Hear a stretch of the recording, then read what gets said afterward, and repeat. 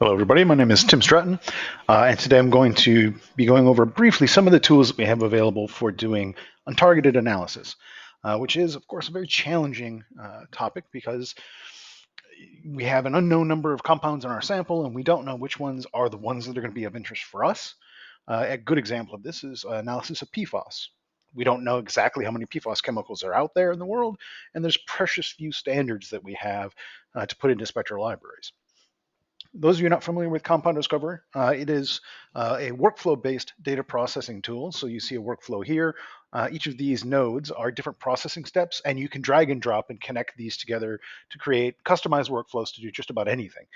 In addition, you can also write your own nodes and plug them into the application.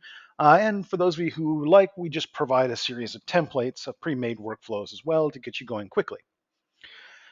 So one of the big approaches that we like to advocate with Compound Discover is the use of orthogonal, parallel different detection techniques.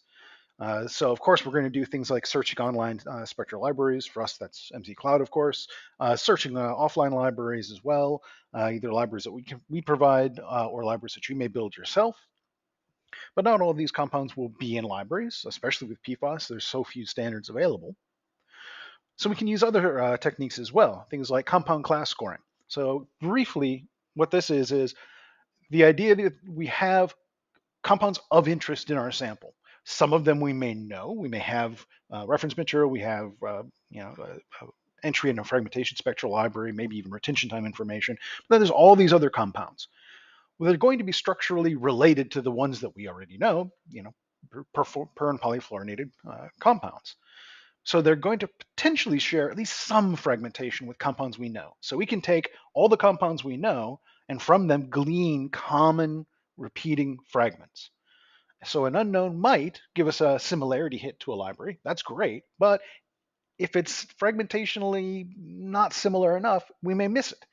So compound class scoring goes along and tries to take the approach of saying, well, here's all the fragments I see in common. This compound happens to have 2 of them. It's maybe interesting for you. So it's, again, about orthogonal techniques to try to find things. We can also do a search against online databases. So searching something like the EPA DSS Tox is a good example for this. But we can also search offline databases. So these we call mass lists in Compound Discover.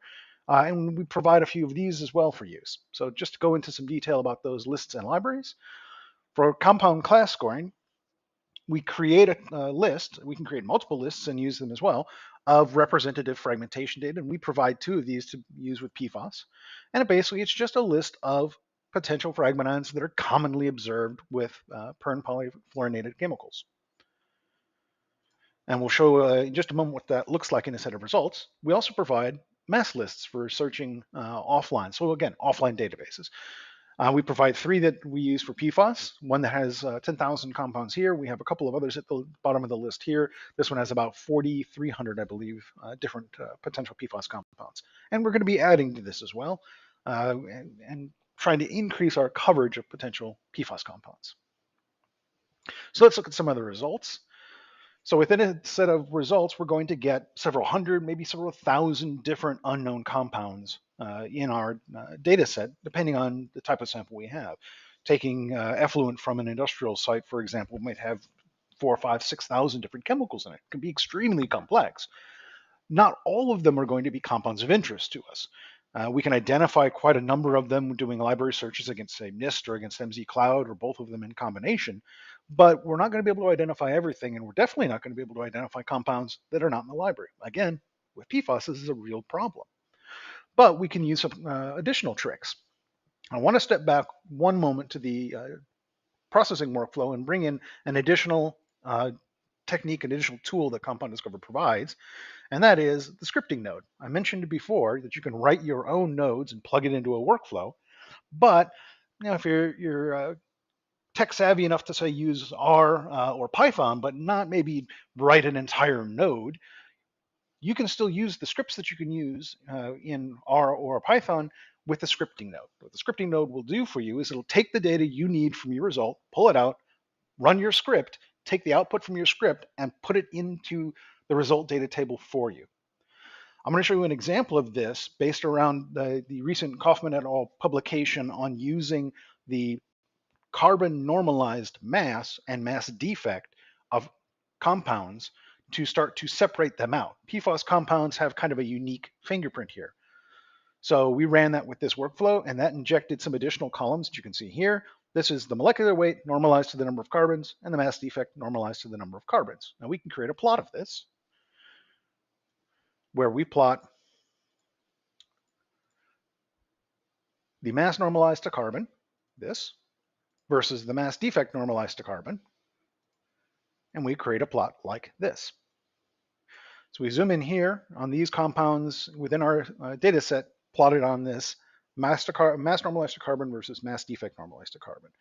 Why does this work? If you haven't read the publication yet, I do highly suggest that you check it out. But the idea is very simple. Per and polyfluorinated compounds have a lot of fluorines. Obvious, built on the same skeleton. So you're replacing something with essentially a nominal mass of 1 with something that has a nominal mass more than an order of magnitude higher. The mass relative to the number of carbons climbs very quickly, meaning PFAS compounds on the x-axis tend to be on the right-hand side. Generally, it's in the range of 35 and above. That's where most of those PFAS compounds tend to be.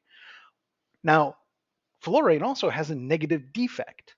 It's one of the handful of elements that does, which means that it generally has to mass defect normalized to carbon that is below at 0 or below. So we're kind of zooming in maybe this region right here. This is where most of the PFAS compounds, even the ones we don't really know, are going to be. So we can quickly come in here, check all of these, and then you see the data updates in the background. But again, I mentioned we're looking at orthogonal techniques. We want to use more tools to try to identify these things. So of course, we can look at compounds that give us a spectral library hit. So we can open up the related tables, go to MZCloud, and see that for this one, we got a pretty good library hit. So we can see the matching fragment ions with the query on the top, the library on the bottom. But not everything's going to give us a library hit, obviously, for PFAS, because again, so few, precious few standards. But we still get information on these compounds with things like the compound class coverage, or the fact that this has already been checked because it seems to have that right mass to carbon, mass defect to carbon space. So it's a candidate of interest for us. And mass lists. So if we look at the compound class matches, you can see this compound had matches in both of the classes. What this is basically saying is, well, here's the fragments that are in the list of things that you say a lot of PFASs will have, and this compound has those same fragments. If we hadn't gotten a library hit, we would still potentially be interested in this because we've got a couple of lines of information coming together saying, well, this is potentially an interesting compound. One of the last ones that I really enjoy using is to make use of the molecular network. So a molecular network, for those of you not familiar, looks at the entire data set and takes every compound in that data set and calculates how much it looks like others based on fragmentation. How fragmentationally similar is one peak to every other peak in the data set. And then you can plot that in a network.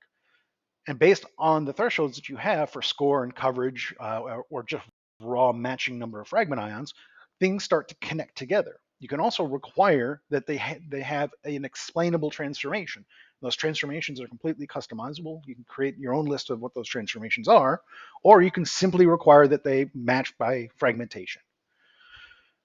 And of course, if you can identify even one compound in your data set, you can see all the compounds that have that in the name. These are compounds that we've potentially identified from, say, a library hit. You get a starting point. So you can jump off and say, well, what's this one compound connected to several others? You can see the PFBS right here, and we can look at the connectivity it has to other molecules. So the line between it is the connection between these two different chemicals. So we started with this one down here, and the difference is basically just 3 CF2 units between these two. Now, this is the kind of thing we expect to see with a lot of fluorinated chemicals, but it also starts to help us with a compound here. The green ones are identified by something like a library hit and have some form of annotation. So we have something like this that's connected to another compound, and the ones that are blue may have an annotation from like a database, but they're not robust annotations. But this is kind of what we're looking for. not only does this seem to have, the right formula or the right molecular weight to match something, but it's fragmentationally similar to something else. It's kind of pointing us in the right direction, saying, well, yes, this is similar to something we were more confidently able to identify. So it's a potential component of interest. And that's what we're looking for. Especially, we're looking for compounds that have no real annotation, maybe not even a formula, that get connected into these networks, because they're fragmentationally similar to something that we have a bit more confidence that we know. So we find, using these orthogonal techniques, we find the components of interest. We can assemble things like a molecular network and start tugging on that network where the things we know help us find the things that we don't yet know. So just a brief overview of a lot of the tools that we have in Compound Discoverer. We could go into far more details on this, but thank you for your time and for your attention.